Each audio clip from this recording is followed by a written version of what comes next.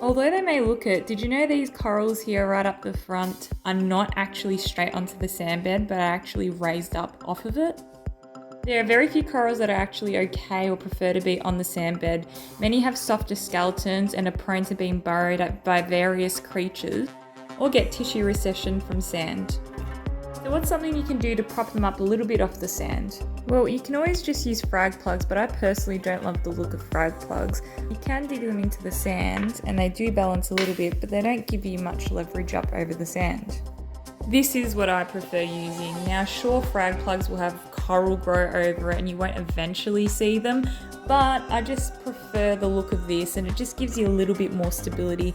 So all you can do is just grab a rock at whatever size you like, glue the coral directly over it at the top, and it usually works pretty well. Or if you want a little bit more height, you can always just glue stuff up a little bit more. So that gives it some height there, but that anchor down at the bottom just balances it out a little bit better. That's basically all you'd see. You wouldn't see this stick part because that'd be buried in the sand, and that bottom part would be anchoring it down to the bottom a little bit better and giving a little bit more stability.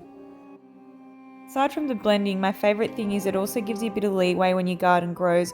You can pull those frags apart without taking out a whole huge chunk of rock and pulling apart the garden. Makes individual fragging a lot easier, and you can put it back exactly how you want it dependent on growth, which is great.